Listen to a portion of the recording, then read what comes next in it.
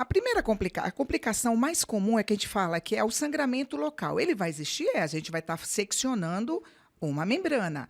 Normalmente, é uma membrana que não tem tanta irrigação, mas ela pode sangrar. A grande maioria, o sangramento ele para quando a gente coíbe, né? A gente faz uma compressão e coíbe. Existem as complicações mais graves, sim.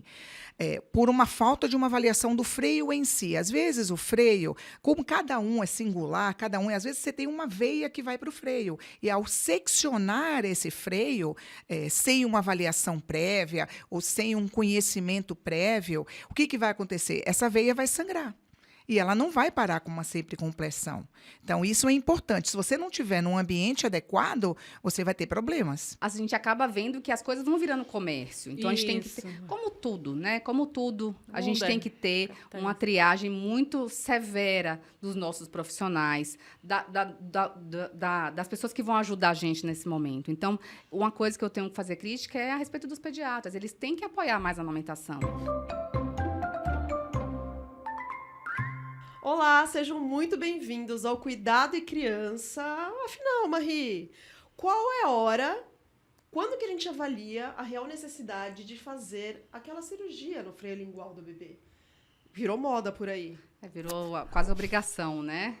Vamos ter que mudar isso aí, desmistificar. E entender quando realmente é necessário, né? Isso aí. Para isso, a gente trouxe aqui hoje para falar com vocês Cristina Silva, fonoaudióloga, e Daniela Patrícia, cirurgiã pediatra, que já esteve aqui com a gente também em programas anteriores.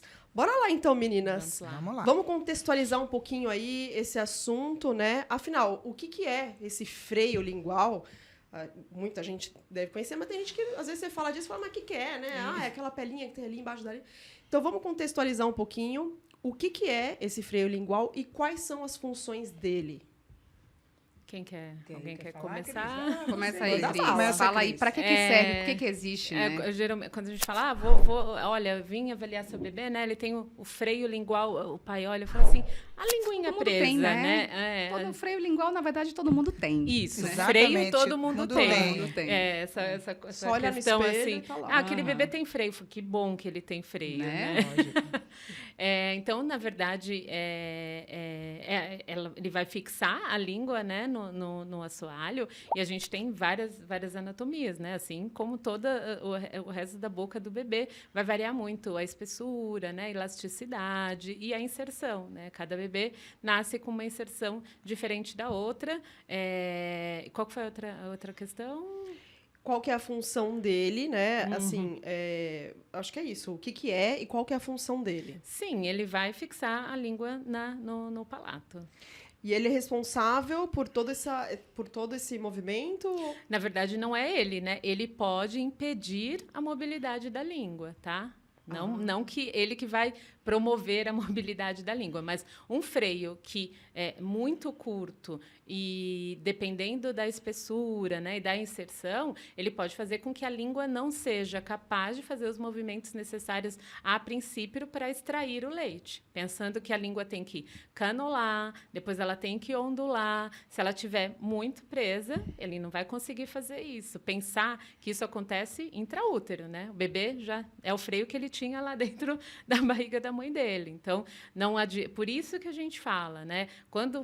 Quando existe uma indicação, né, de frenotomia, pensar o que ele vai fazer com essa língua depois, que ele não conhece. Né? Doutora, o que é essa operação, né? Como que ela é realizada e quais são os riscos e benefícios para o bebê? Então, mas só vou voltar um pouquinho no que Cris falou. Lembrar que o freio lingual, todos têm. Existe até, dentro da história da medicina, existiam no século XVI umas parteiras que elas deixavam uma unha mais longa, que chamava nail finger. Elas tinham essas unhas que eles usavam para tratar o feio, entre aspas. Isso é importante a gente falar. Nossa, porque existe essa preocupação desde 2014. sempre. Por que essa preocupação toda? Porque desde 2014 houve uma lei que faz com que... A lei não diz que tem que fazer a frenotomia. Sim. A lei diz que tem que aplicar um protocolo para esse diagnóstico. Mas, eu vou aqui reforçar que a Mari está aqui, o exame físico, né, a semiótica do bebê, ela já faz parte, o freio sempre fez parte, desde sempre. Você já tem essa história do século XVI. Então, essa é uma preocupação que tem. E que nos últimos 2, 3 anos, houve um aumento de 800% no mundo inteiro das frenotomias. Isso é um dado estatístico muito importante e eu considero grave, né? 800% é muito grave. O quanto disso tinha ou não indicação? Lembrando que as frenotomias, se pegar aí para ler em várias mídias, às vezes está escrito assim, é um piquezinho, é um talhezinho. Não, não é. Sem risco nenhum. Sem risco nenhum. O índice de complicação é de 8%, que vão complicações mais leves, que é um sangramento que é coibido pelo próprio cirurgião ou pelo dentista que passa, até complicações mais graves, a queimadura do assoalho, lesão da musculatura da língua. Existem muitas complicações da frenotomia. Voltando à sua pergunta, a frenotomia é a secção desse freio, que pode ser de uma maneira mais simples, que é a simples secção do freio. O freio, normalmente, ele costuma ser avascular, mas ele pode, sim, ser mais grosso, ele pode ter uma irrigação anômala, porque cada um tem uma anatomia. Não existe, não é todo mundo tem freio, ninguém é igual a ninguém. Então, a gente tem que ter cuidado. Por isso que o exame que é feito pelo pediatra na sala de parto, ele é muito importante para isso. Associado a isso, a gente tem, primeiro, a anatomia. O freio pelo freio, ele não indica a frenotomia. Não é o fato de ter o freio mais curto. Às vezes tem mães, às vezes tem colegas que falam, não, mas eu vejo o freio. Sim, ok. A gente, além disso, tem a função da língua, que a fono vai auxiliar o pediatra nessa fase, né? Você tem o freio, mas você tem que avaliar a função. E, além de avaliar a função, tem que ver a amamentação. O cirurgião, no caso, a gente vai entrar para, depois dessas avaliações, falar, não, a gente já avaliou, a criança não está mamando bem, sim, aí está indicada a frenotomia. A frenotomia ela pode ser feita até mais ou menos uns 2 meses, ela pode ser feita em ritmo ambulatorial, que é feita com uma anestesia local. A gente faz a secção do freio. Pode ser feito por quem tem habilidade para que realize o freio. No caso, o cirurgião pediatra, pode ser feito uma outra especialidade, é o otorrino, ou o próprio cirurgião dentista que tenha essa capacidade e habilitação para isso. Né? E que pode ser feito existem outras formas, a gente sabe que pelo dentista existe a utilização de laser, eu não tenho essa expertise, a gente faz a parte cirúrgica mesmo, pode ou não usar pontos, a gente tem freios que há necessidade da gente fazer uma sutura. Existem crianças que podem ser feitas com anestesia ou anestesia geral. Normalmente são crianças mais velhas e que isso precisa ter essa sutura ou não. Então, a cirurgia é a secção do freio. Como ela vai ser feita vai depender do tipo do freio, da idade da criança e do momento desse diagnóstico. E, mais importante que tudo isso, depois ela já deve ser avaliada pelo pediatra continuadamente. É o pediatra que vai saber o melhor momento, se essa criança está mamando, se está ganhando peso, e pela fono, que também vai acompanhar. Uma coisa muito importante que acho que daqui a pouco você vai, é a gente avaliar o melhor momento. Recém-nascido, sim ou não? Acho que esse é o grande dilema de todo mundo, né? É o que está dando a maior confusão. É o mais difícil porque, como a gente estava falando aqui em outro episódio, o recém-nascido acabou de nascer, ele é recém-nascido. Eu estou conhecendo ele, descobrindo a funcionalidade dele. Então, a Dani falou muito bem. Freio todo mundo vai ter e cada um vai ter de um jeito. Tem gente que vai ter um freio mais curto, que é aquela pele, né, mais curta, prendendo mais a língua. Tem gente que vai ter uma pelezinha mais para frente, mais anteriorizada, grudando mais na língua, uma mais para trás. Todo mundo vai ter. Mas a funcionalidade, a gente tem que ir descobrindo. Como é que eu vou saber a funcionalidade do bebê com um dia de vida? Né? Então, é o que você falou do tempo. O recém-nascido deve operar o freio lingual, fazer a frenotomia. Ele acabou de nascer. Eu não consegui ainda nem testar a capacidade dele de lidar com a linguinha dele daquele jeito. Porque todo mundo tem pequenas alterações. O quanto a gente vai funcionar bem com aquela alteração ou não. Às vezes a gente tem a criança tem um pezinho mais chato. Ok, essa criança corre, essa criança cai muito, essa criança tem lesão. É isso que vai definir. Ninguém vai usar botinha porque o pé está chato. Né? Claro que existem gravidades, mas, de uma maneira geral, a gente tem que ver a funcionalidade. Para eu saber funcionalidade, eu tenho que testar e retestar. Né? Então, o pediatra avaliar a amamentação, avaliar a linguinha e ver os dois juntos. Eu preciso de dias e dias e dias e dias para isso. Quais são os sinais clínicos observados em consultório? do freio atrapalhando, Isso. principalmente a amamentação. Amamentação, Nesse primeiro momento, é principalmente a amamentação. Principalmente recém-nascido. Principalmente recém-nascido. Como a gente falou, né, num outro episódio, a língua ela precisa ficar acoplada no palato. Então, a gente precisa garantir que essa língua seja capaz de extrair o leite e se posicionar depois de forma adequada quando o bebê está com a língua em repouso, né? E é justamente isso. Tem bebês que os reflexos orais eles vão mudando muito de uma hora para outra. Às Verdade. vezes o bebê nasce e não protrai a língua. Ele não protrai. Não significa que é por conta do freio ainda. Né? Então, uma das questões que a gente avalia. Então, existem 2 protocolos disponíveis, né, assim, validados. A gente já tem o protocolo de Bristol validado, né, por um grupo do Ministério da Saúde, que eu e a Dani fizemos parte. Eu uso o protocolo de Bristol, então a gente vai ver a inserção, como que a língua, até onde a língua encosta quando ela se protrai, se ela eleva, como que é a língua no choro, né? E eu vou acompanhar a amamentação. Então, se esse bebê ainda não está com a amamentação bem estabelecida, ele não consegue ainda mamar, é preferível que você ofereça o leite da mãe no copo, né? Porque a gente tem que garantir que o bebê esteja bem alimentado. Isso é uma... Senão pode piorar de vez. Exato. Porque se eu faço a freio, a chance, assim, na minha prática clínica, bebês que tiveram intervenções precoces e que principalmente ainda não conseguiam tirar leite de forma eficiente, que tinham uma dificuldade maior, pararam de mamar. Porque é isso, é um processo. Então, você mexeu numa postura, numa anatomia, numa né? anatomia, num órgão que ainda nem sabia o que tinha que fazer. Né? Tanto que a gente fala para os pais, tem bebê que fica 24 horas sem mamar. Estou falando sem ir ao peito e conseguir extrair leite. Não que ele não vai receber o leite de alguma forma. Mas isso pode acontecer e é mais comum do que a gente imagina. Porque tem outras causas de bebê que, às vezes, não está conseguindo mamar no primeiro e segundo dia. Né? Às vezes, uma mãe que teve diabetes na gestação, o bebê está hipoglicêmico, e aí ele fica mais molinho, com menos força de sucção. É um bebê prematuro. O prematuro ele é mais sonolento, ele tem mais dificuldade, menos tônus. Então, depende de cada coisa. Não dá para dizer no primeiro, segundo dia que o bebê não está mamando por causa do freio. Ele ainda nem aprendeu a lidar com o freio dele. Você já vai cortar, então ele já vai ter que aprender a lidar com o freio alterado. Eu já vou submeter ele numa cirurgia, né? E tem uma coisa mais importante também, né? A gente vê muito, eu como cirurgiã, eu recebo muitas vezes pedido de consulta de bebê acabou de nascer, colega que viu ou o pediatra que avaliou já solicita cirurgia para avaliar o freio com um cara com 4 horas, 6 horas de vida. Obviamente, a gente tem que lembrar que, além de ter outros motivos, a primeira amamentação ela ainda não é tão efetiva, porque ainda vai vir a pojadura do leite, que não é no D0 do nascimento.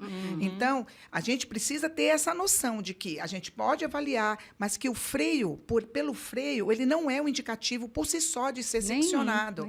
Não é, de jeito nenhum. Então, os 2 primeiros dias, às vezes eu avalio o bebê com 24 horas, o bebê ainda está com aquela sonolência, avalia com 48, o bebê ainda tem um pouco de náusea, tem tudo isso. Mas, então, avaliou o bebê. Olha, tem um freio. E eu encontro pais e mães, aliás, as mães, elas leem muito, e isso está muito difundido. Eu falei das 800% de frenotomias. As mães, elas já pensam, se não cortar o freio, eu não vou conseguir amamentar. Isso é muito importante. Tem uma outra coisa que é importante. A fissura mamária. Já tem evidência literária de que as mães que têm fissura mamária, os bebês têm freio, mesmo você fazendo a frenotomia, depois de algum tempo, essa fissura retorna, mas indicando uma alteração da amamentação. Por isso que é importante... Do que o freio em si, do que o freio em si. Isso a gente precisa ter muito em mente. Né? E um outro ponto é quando o bebê vai fazer a transição de alimentar e tem um freio, então, ele engasga. Não, a gente precisa ter essa avaliação pediátrica da fono para a gente entender. Então, o freio virou o grande vilão para a amamentação. A amamentação não é fácil, a gente sabe disso. Não é fácil amamentar. E aí a gente agora bota o culpa no freio. Tudo é freio. Ontem só, eu fui ver 2 crianças que não tinham freio curto, mas a mãe solicitou que na verdade, foi um pedido foi a mãe que solicitou, não foi pelo pediatra. A mãe entrou em contato, solicitou, porque ela tinha um receio do bebê não ter freio, ela não estava conseguindo amamentar bem. Não estava porque o bebê estava sonolento. Acabou de nascer, mas né? freio não tem. E o pediatra, sim, ele vai fazer, ele é o que faz o diagnóstico do freio lingual, deixar isso bem claro. Né?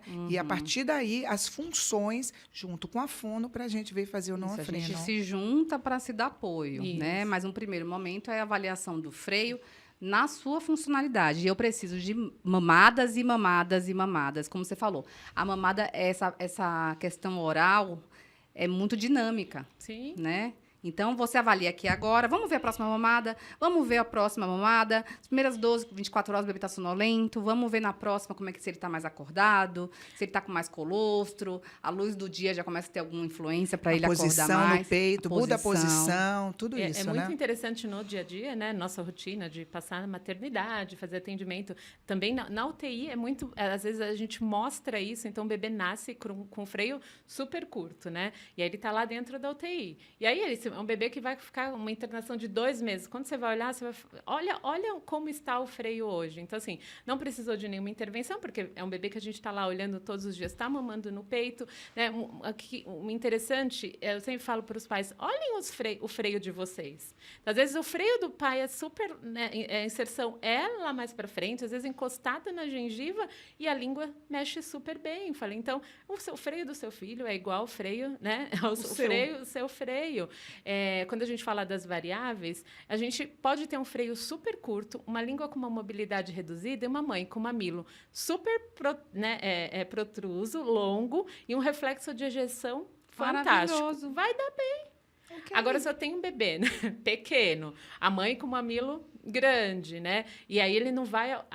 Por isso que a avaliação é individual. Eu não posso fazer, né, aplicar uma escala, pontuar esse bebê, tratar isso só como pontos. Então, eu avalio, dou um ponto, eu nem olho para a criança, eu olho lá, Bristol, ou, né, na outra escala de 2 é de indicação de cirurgia. Não, de forma alguma.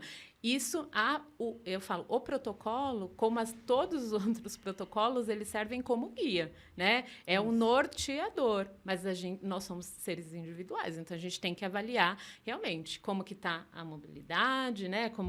E a função, que é o mais importante. Mas depois ele vai conseguir falar? Lá na hora que ele for falar, a gente vai ver. Porque também de nada adianta, né? Tem um freio curto e aí chupou chupeta de forma, né, exagerada. Né? Isso. E aí põe não está falando por conta da dificuldade de fala por conta do freio. Não é por conta. É o paralelo que a Dani fez com a alimentação. Não consegue mamar por causa do freio. Quando for comer, que vai engasgar, vai ter dificuldade, vai ficar super salivando porque não sabe engolir, é culpa do freio. Gente, e o processo fisiológico que é isso? Você tem que aprender a amamentar, assim como você aprender a mamar, aprender a comer, assim como você aprende a andar, você aprende a falar, você aprende matemática. A gente aprende, não dá para queimar etapa nesses aprendizados. Né? E é super individual, a gente tem que avaliar caso a caso. Não existe. É importante todo mundo sair desse vídeo ciente de que, assim, não existe, seu freio está curto, tem que cortar. Isso não existe, tá? Se não tiver uma avaliação profunda da coisa... Né? Que é a importância dessa avaliação e desse acompanhamento multidisciplinar e 100% individualizado. Principalmente não só né? Não só pós-avaliação, então o médico avalia, né? Identifica se o freio está, né, curto ou não, a fono, né, vai fazer a avaliação, né, funcional e se tiver a necessidade da cirurgia, da intervenção cirúrgica, é muito importante que tenha um acompanhamento no pós também, né?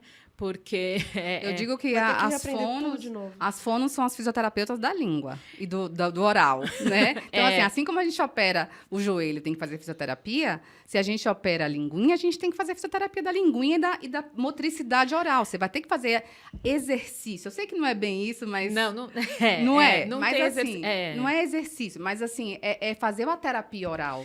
Né? O recém-nascido, no bebê, a gente fala, né?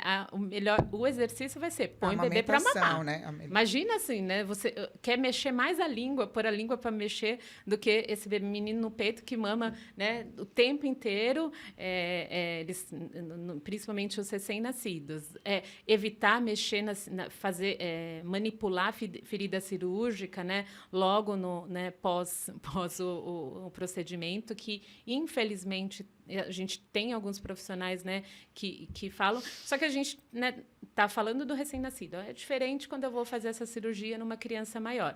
Daí, talvez, ele realmente vá precisar de alguma manipulação ou, né, de exercícios para poder, né, colocar, adequar a postura dessa língua. Tem uma coisa que me incomoda muito. Eu, quando vou passar para avaliar os bebês que solicitam muito, por conta, chamo o cirurgião, ouvir das famílias o seguinte: eu gostaria tanto de sair da maternidade com tudo pronto, como aquela sensação de supermercado. Não, eu já quero fazer logo o freio. Já faz tudo, porque vai que atrapalha lá na frente do falar, 2 anos depois. Isso é muito assim, me deixa... Já fico incomodada de estar avaliando um bebê no primeiro e segundo dia de vida do freio, mesmo porque é importante a gente avaliar, porque se não tiver essa avaliação depois, vem a cobrança. Se esse bebê não ganha peso, vem a cobrança para cima do hospital, o freio não foi avaliado. Não, o freio foi sim avaliado. O que nós vamos fazer com esse freio? Se estiver mamando bem, a Cris já falou, eu e a Cris, nós acompanhamos num outro hospital, a gente tem um trabalho muito bacana. Então, nosso índice de frenotomia é menos que 1%, não é isso, Cris? Muito menos que 1%. A gente fez um trabalho com mais de 1.000 crianças, muito mais. A gente tinha freio com bristos bem curtos e com acompanhamento da fono mamando. É o que a Cris falou. Recém-nascido que fez o freio ou não fez, ou que tem o freio curto, não precisa de fazer nenhum tipo de treinamento. O treinamento é mamar. Ponto e simplesmente, não tem outro. Criança mais velha é uma outra discussão, mesmo porque o tratamento fazer frenotomia na criança mais velha vai demandar, sim, o cuidado, vai ter que ter uma internação hospitalar. Essa criança, ela se conhece com esse freio, então nós vamos ter que mudar. Readaptar, reabilitar. Reabilitar. Né? Uma criança mais velha tem que ter uma reabilitação. Toda vez que eu chego num quarto de um recém-nascido, eu sempre falo das complicações, porque é tão tranquilo para todo mundo que é uma coisa leve, complica sim.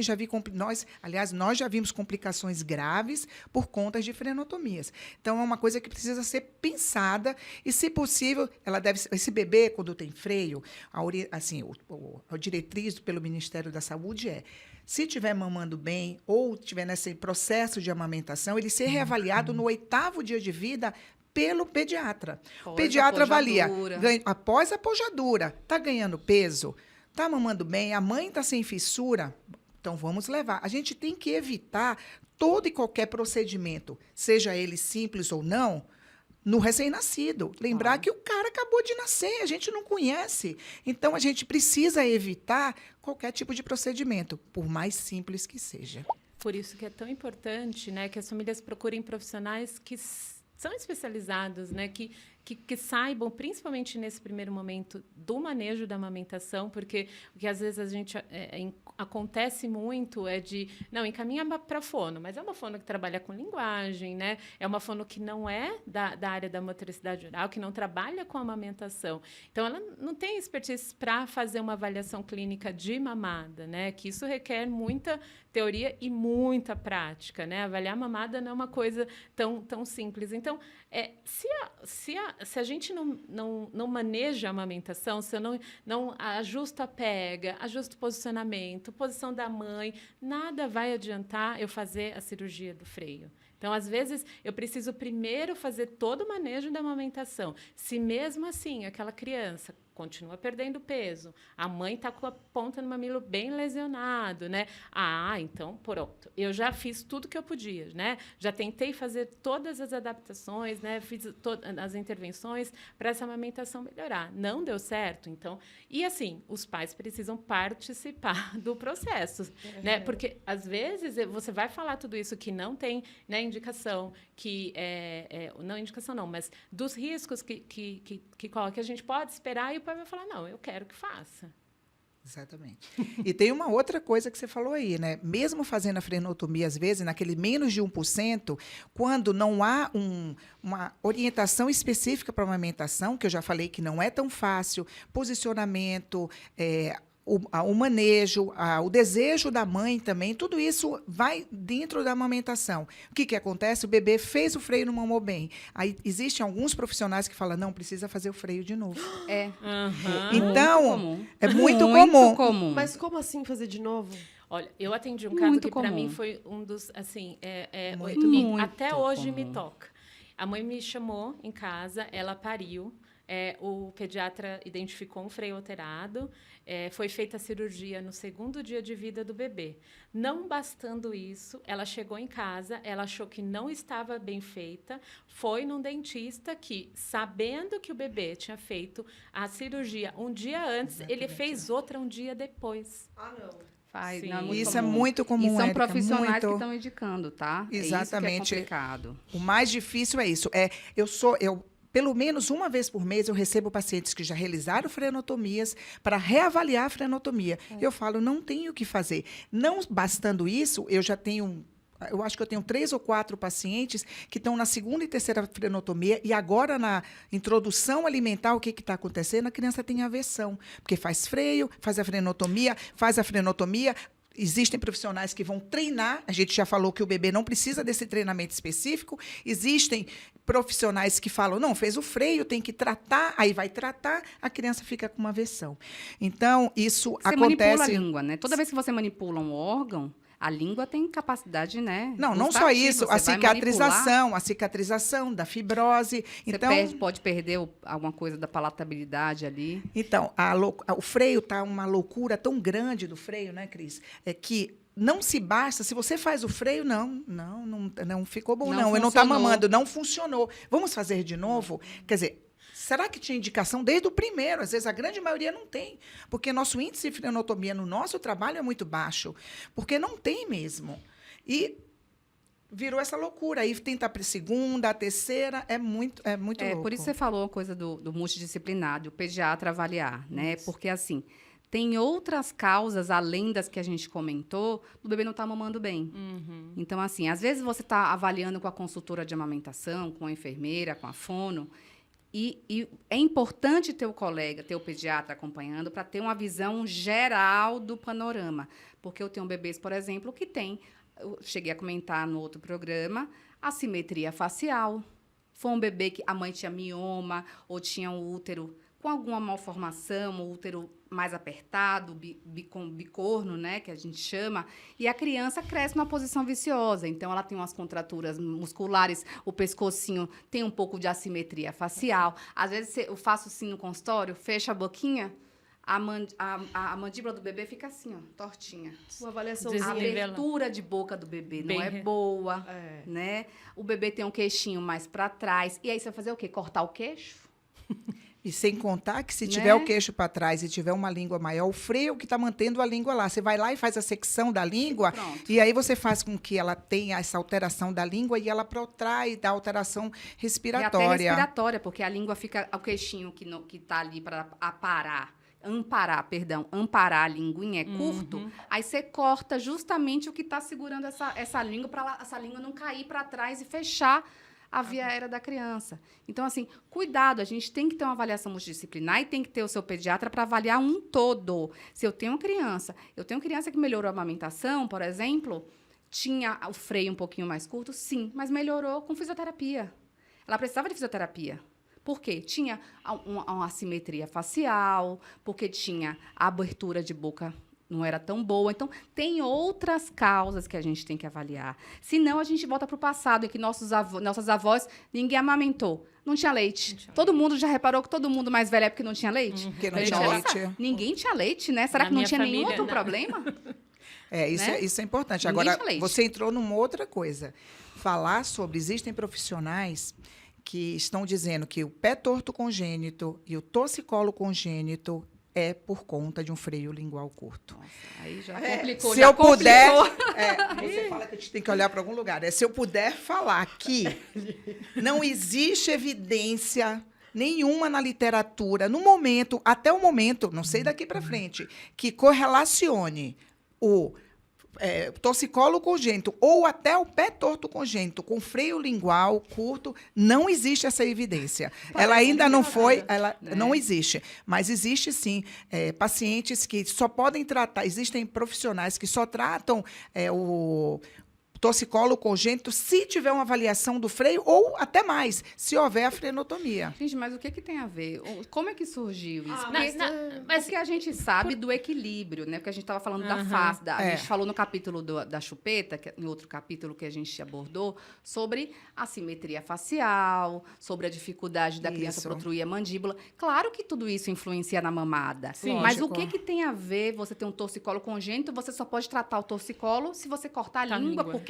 a língua foi a causa do torcicolo congênito? A causa do torcicolo é uma alteração da musculatura do esternocleidomastoideo que vai levar ou encurtamento ou pela posição intraútero. Então, isso é muito importante. Eu sempre estou dizendo que nós estamos vivendo a era da loucura do freio. E eu acho importante a gente trazer aqui, como você falou, que a grande maioria que faz essa indicação, para as mães que acham que é uma coisa muito simples, que vão lá, enfim, pedem a todo custo, né? Porque às vezes acredita que isso que vai resolver a questão da amamentação. Vamos falar um pouquinho sobre os problemas mais comuns de uma cirurgia não indicada? Eu acho que é interessante a gente falar. Não indicada? Exato. Daqueles que não operem. Exato. Que não tinha indicação indicação clínica. nenhuma. E fez. Exato. Complicações. Vamos falar um pouquinho sobre as complicações? Porque às vezes a gente acha que é tão fácil e que é tão ok e que é tão seguro que é aquilo que você falou, você não pensa no resto. Vamos falar um pouquinho sobre esses problemas mais vamos comuns? lá. A primeira complicação mais comum é que a gente fala que é o sangramento local. Ele vai existir, a gente vai estar seccionando uma membrana. Normalmente, uma membrana que não tem tanta irrigação, mas ela pode sangrar. A grande maioria, o sangramento, ele para quando a gente coíbe, né? A gente faz uma compressão e coíbe. Existem as complicações mais graves, sim. Por uma falta de uma avaliação do freio em si. Às vezes, o freio, como cada um é singular, às vezes você tem uma veia que vai para o freio. E ao seccionar esse freio, sem uma avaliação prévia ou sem um conhecimento prévio, o que vai acontecer? Essa veia vai sangrar. E ela não vai parar com uma simples compressão. Então, isso é importante. Se você não tiver num ambiente adequado, você vai ter problemas. Uma outra coisa, às vezes, são queimaduras. Às vezes, dependendo do que você faz a frenotomia, ou o que você faz, existem profissionais que podem usar o bisturi elétrico, existem até o próprio... Eu não posso falar muito do laser, porque eu não utilizo, então eu não posso falar da complicação do laser. Então, pode haver uma queimadura do assoalho, da boquinha do bebê de um recém-nascido, né? Existem também, além disso, você tem uma lesão da própria língua. A língua ela é móvel, o bebê está lá, não é um bebê que está sendo... Na verdade, não é que ele está sendo muito contido para poder você fazer a secção. Se escapar um pouquinho, você pode lesar a língua, que é um músculo. Né? Então, tem que ter. Então, são pequenas, na ordem de 8% essas complicações, que é o que eu sempre digo, né? É a ordem de 8%, mas se for no seu bebê, é 100%. A grande maioria, 90%, vai ser coibida, que é um sangramento local. Tudo bem. O resto, você vai precisar de uma intervenção maior. Então, isso, se tratando de um bebê que acabou de nascer, que está saudável, que está, na grande maioria das vezes, mamando, na grande maioria, né? Pra que vai mexer no time que está ganhando? É isso aí. E muitas vezes essa avaliação vem assim, nasceu na sala de parto, alguns colegas avaliam na sala de parto e já solicitam o cirurgião. Então, o que passa na cabeça dessa mãe e desse pai? Chamou o cirurgião. O cirurgião não vem aqui para dizer, olha, não vamos. O cirurgião vem para cortar. Vem para cortar. Se já chamaram, ele não fez. Se chamou é porque é a função do cirurgião. Chegar e cortar. Se não cortou, o cirurgião não fez o que tinha que fazer.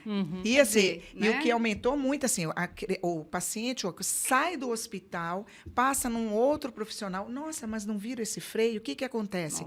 E aumentou também o número de processos contra o hospital, porque não viu o freio. Quando a lei diz que você precisa examinar e dizer que tem um freio, e você acompanhar. Não necessariamente precisa fazer o freio. Esse bebê não ganhou peso, não é por causa do freio, a grande maioria das vezes. Precisa ver isso, né? Será que já veio? A pojadura veio logo depois, né? Segundo, terceiro dia, ele ainda está esperando vir essa pojadura para ganhar esse peso. Tem um tanto de peso que tem que ganhar por dia.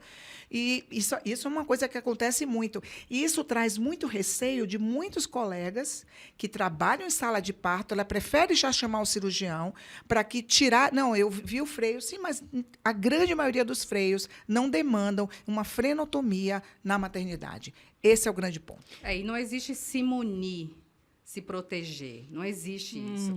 Você não vai prevenir. Se a criança for ter dificuldade de amamentação, tirar o freio não vai prevenir que essa dificuldade exista. E, mesmo nos casos que tem indicação, cortar o freio pode melhorar a amamentação, mas não vai curar o problema, não vai resolver 100% Não é tudo. mágico. Não é mágico. Ele fala, eu cortei e ele continua sem mamar. Porque não existe essa resposta. Quem foi que te falou que cortar o freio vai resolver a amamentação? Tem um monte de coisa que eu tenho que avaliar. Até a postura do bebê. Se o bebê está todo desalinhado para mamar, a mãe não está... Ele não vai conseguir mamar. Como é que eu vou mamar todo virado, com o pescoço, pescoço todo fechado, todo torto? Então, assim, pequenas coisas. Você cortar o freio não vai resolver o problema.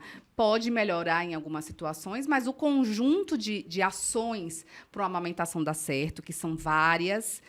vão precisar existir, independente de você ter freio curto, freio longo, precisar cortar ou não precisar cortar. Né? Voltando, né? Por que criou-se...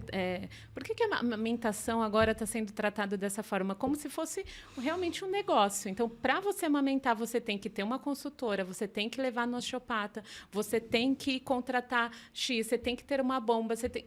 Não, a amamentação ela é um processo que é fisiológico, né? Os bebês aprendem a mamar. Então, eu acho que as mulheres também precisam escutar um pouco isso, que deixa elas se virarem sozinhas um pouquinho também. As mães pararam de né, falar assim, eu acho que meu filho está chorando. Não, elas querem tudo um profissional que vai dizer que isso o que está passando, né? Não, isso é isso, isso é isso. Eu tenho o quê? Eu tenho o quê? E tem aplicativo que anota tempo de mamada, número de mamadas, como se... É uma pressão muito grande, né, da sociedade Você para tem que que ter ela uma seja equipe perfeita. uma equipe extremamente complexa para ter o seu bebê. Agora, amamentar ficou caríssimo, porque são profissionais caros. Que e aí, você vai aquela mulher precisar que em não tem determinados acesso momentos, vai se achar incapaz. Né? Então, se para amamentar eu preciso de tudo isso... Né? Vou desistir, vou comprar a fórmula, mas mais barato, né? Mais barato, dói menos e aí, no bolso, o né? pior ainda é quando a gente tem cirurgia de freio com o bebê que está na mamadeira, né? Porque uma coisa é você fazer a cirurgia de um bebê que está mamando no peito. Tentando recuperar, às vezes, uma amamentação, tentando com um objetivo muito claro, né? Às vezes nem isso. Mas é isso, é a coisa do... A gente acaba vendo que as coisas vão virando comércio. Então, a gente tem que ter... Como tudo, né? Como tudo, a gente tem que ter uma triagem muito severa dos nossos profissionais, das pessoas que vão ajudar a gente nesse momento. Então, uma coisa que eu tenho que fazer crítica é a respeito dos pediatras. Eles têm que apoiar mais a amamentação. Eu fico no consultório, todos meus pacientes podem postar aqui e dizer, a primeira consulta dura quase 3 horas, porque eu sento, ponho o peito para fora, boto o bebê, tiro o bebê, treino, mudo de posição, vejo a cabecinha, olho se está assim, olho se está assado, vejo uma posição melhor. A gente tem que fazer isso, porque o papel do pediatra é justamente ser o centro, né? Não é, você está mamando... Ótimo. Não está mamando, vai para fono ou vai para... Sempre, né? Setoriza, né? Setorizando. Espirrou, vai para o otorrino. Deu dor de cabeça, vai para o neurologista. Deu dor de barriga, vai para o gastro. Não, a gente tem que centralizar esse cuidado. E indicar para os profissionais adequadamente, os profissionais de confiança. Por isso que eu tenho minha listinha dos profissionais que eu confio, porque também não é qualquer pessoa. Sim. Aí vai no neuro, vai no fono, vai no dentista que você acha... Não, eu tenho uma listinha de profissionais que eu confio, que eu sei que vão ter um olhar... cuidadoso para os problemas, né? E indicar quando é necessário. Todos os meus pacientes que chegam para mim estão na fono? Não, de jeito nenhum. Todos estão em osteopata? Não.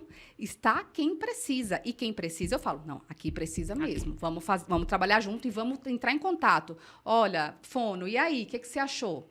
A fono que trabalha comigo sempre manda mensagem, Marie, achei isso, achei aquilo, o que você acha? Vamos fazer isso, vamos fazer aquilo? O osteopata também. Então, tem que ver. Não precisa de pré-equipe. A gente precisa dos profissionais, né? O básico, que o pediatra faça o papel dele, avalie a amamentação, que muitos não avaliam, faz parte da consulta pediátrica. Se você vai para o consultório médico, o pediatra só faz perguntar, tá amamentando? Não tá? Perdeu peso? Fórmula. Gente, isso não é atendimento pediátrico. Vocês estão em outro planeta. tem uma forma diferente de ser avaliado. Isso não existe. Então, tem um pediatra centralizando que vai encaminhar para os profissionais que precisam. Não é uma pré-equipe. Porque depois os pais, né, eu vejo assim muito, eles não sabem mais o que fazer, porque a fono pediu para eu fazer isso, a consultora pediu para eu fazer isso, o pediatra pediu para eu dar um peito de cada vez. Ela não sabem mais o que fazer, porque além de ter uma super equipe, né, para conseguir amamentar, ainda não se falam, né, às vezes. Não adianta. Você está entendendo? É cavar o próprio buraco. Aí você vai um monte de profissional que podem ser bons isoladamente, mas que não estão trabalhando em conjunto.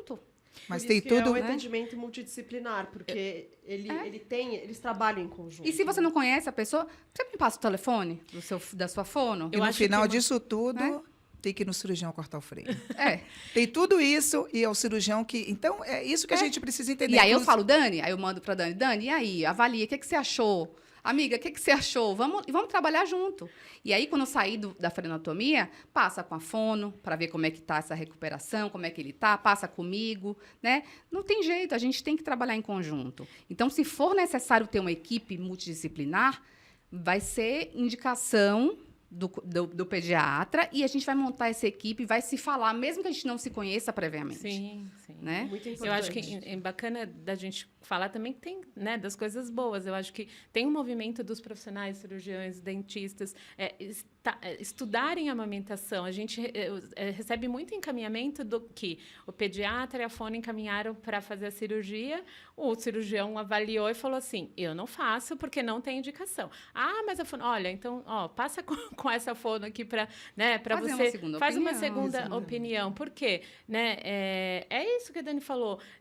Senão vira muito automático, né? Vira. E não ele resolve, abre o o bebê, vai lá, senta, né? A mãe chega com o bebê, a língua mexendo horrores, né? O bebê ganhando peso. Ela vai falar, eu não vou ganhar dinheiro, né? Aí dá uma complicação, é pior. Quer dizer, o bebê que estava bem, sai ruim. A gente porque pode teve uma ter- complicação. E pode Então, ter um desmame. Isso. A gente pode ter um bebê que desmame. pare de mamar. Que Exato, acho que que a gente falou, porque você está mexendo num órgão. E se esse órgão não se adaptar bem ao que você mexeu? Você pode desmamar o seu bebê. Então, assim, o risco é baixo, mas existe. Então, se você está bem, está mamando, seu bebê está ganhando peso, está crescendo, não tem sentido você mexer e ter um risco de complicação, ou um risco de ter algum tipo de lesão e essa criança perder um pouco, ter um pouco de aversão alimentar lá na frente, quando for começar a alimentação complementar. Acho que é uma questão. Os reflexos orais, eles estão se desenvolvendo. E, às vezes, né, ficar intervindo, ficar fazendo intervenção, o bebê começa a ter reflexos de proteção. Então, um monte de gente pondo o dedo dentro da boca do neném. Ele começa o quê? Pôr a língua para trás, a ter reflexo de mordido, porque isso é para se proteger. Por isso que a gente também fala, quando o bebê está nesse processo, a gente não fica forçando o neném a mamar. Vamos esperar no tempo dele, né? Porque senão eu realmente posso criar uma versão Além oral. da questão farmacológica, né? Porque você, às vezes, opera... Eu já vi casos, operou a linguinha, aí 48 horas de paracetamol de 6 em 6 Que horas. não precisa, né? Que não precisa e que tem um risco de toxicidade. Aí seu filho pode ser o sorteado de ter uma hepatite fulminante e ir para transplante. E aí, vale a pena? É que nem a questão do chazinho que a gente comentou Isso. no outro capítulo. Uma Vale a coisa pena? leva a outra, né? Aí tem que dar um remédio para a criança que ela pode ter uma reação anafilática. É incomum? Mas pode ter. Pode ter. Pode ter uma reação de toxicidade. Você está dando remédio, você está intervindo, né? Mudando, às vezes, a microbiota da boca, porque na hora você tem que higienizar. Então, você muda a microbiota da boca, que tem a ver, né, com toda aquela questão de parto normal, de ter uma microbiota saudável que favoreça, né, Com o leite. crescimento adequado. Você já muda a microbiota, porque você teve que limpar, né? Então, olha quanta coisa, né, que a gente tem que pensar. Meninas, então, assim, para encerrar, eu gostaria de ouvir da doutora Daniela, da Marie e da Cris, consideração final sobre esse assunto, só para deixar uma mensagem final mesmo. A primeira coisa, que a questão é séria, né? Acho que a gente precisa, né, nós profissionais, alertar, né, informar o máximo possível. Por isso que esse veículo é tão importante. A gente tem hoje as redes sociais que estão aí para a gente divulgar coisa boa. Então, se os pais estão munidos, né, sabem que existe risco, né, que a amamentação não é só freio, né, que não é só um freio que vai, né, atrapalhar a amamentação, que a incidência aumentou demais, né, depois dessa lei, que ela faz parte, o freio faz parte da avaliação física do bebê, né, a gente não ficar fazendo disso uma coisa enorme, porque não é, né, muitas crianças foram aleitadas antes dessa lei, então é isso, tranquilizar, né, acho que buscar profissionais habilitados, né? Sempre para tudo, né? Se você vai no nutricionista, tem que ser indicação, né? Tem que ser escolha a dedo. Não adianta escolher profissional por Instagram. Isso. Que é uma febre. Então, sim. Não. Tenha, né? Vamos. Porque não é só competência técnica, é caráter, né? É ter uma boa índole, ser respeitoso, né? E ter uma mentalidade mais ampla, né? Isso. Mais ampla de ver a longo prazo. Você. Eu? O que lembrar do freio? Que o freio lingual curto, ele tem um diagnóstico, mas que os bebês, quem faz essa avaliação, esse diagnóstico é o pediatra. Não necessariamente, a grande maioria dos bebês, eles não necessitam de frenotomia ainda na maternidade. Tentar evitar ao máximo na maternidade. E que o que vai definir não é o freio por si só, não é a anatomia do freio, é a amamentação, é o tipo do freio, mobilidade da língua, são inúmeros fatores. Então, não precisa, a grande maioria dos bebês não vai precisar de frenotomia na maternidade. Isso seria a mensagem que eu quero passar. Todas as outras, o pediatra acompanhar, um bom profissional, tudo isso está implícito, mas frenotomia na maternidade são raríssimas exceções. Raríssimas exceções. O amamentar, ele é progressivo, ele vai melhorar com o tempo. Então, se eu puder deixar de mensagem, é esse. Deixar o recém-nascido começar a aprender a mamar sozinho. E o freio, ele pode ter algum impacto na amamentação, mas esse impacto vai ser definido pelo pediatra ao longo dos dias desse bebê. Não necessariamente nos primeiros dias vai precisar de uma frenotomia. Perfeito. A minha é isso que eu concordo plenamente com vocês. A gente tem que... É uma avaliação contínua, a gente vai avaliando ao longo dos dias, como está a mamada, como o bebê como ele se comporta, como ele consegue ser funcional. Né? Às vezes ele tem um freio mais curto, mas é um freio funcional, o bebê está bem. Nada é isento de risco, né? Nada, absolutamente nada. Então, não existe nada profilático. Vou montar uma equipe profilática, vou fazer uma cirurgia preventiva. Isso não existe. Né? A gente precisa ter essa noção de acompanhar esse bebê, esse crescimento desse bebê. Dá o tempinho para ele se desenvolver, né? Isso. E aprender nesses primeiros dias. Isso aí. Perfeito, meninas. Muito obrigada pela presença de vocês. Acho que foi, assim, riquíssimo esse bate-papo aqui. Delícia. E você que tem dúvidas, mande aqui pra gente. Vamos conversar. As meninas estão à disposição, Sim. não é mesmo? Então, é isso. Muito obrigada. Espero que vocês tenham gostado. Até a Beijão. próxima. Até a próxima. E até a próxima.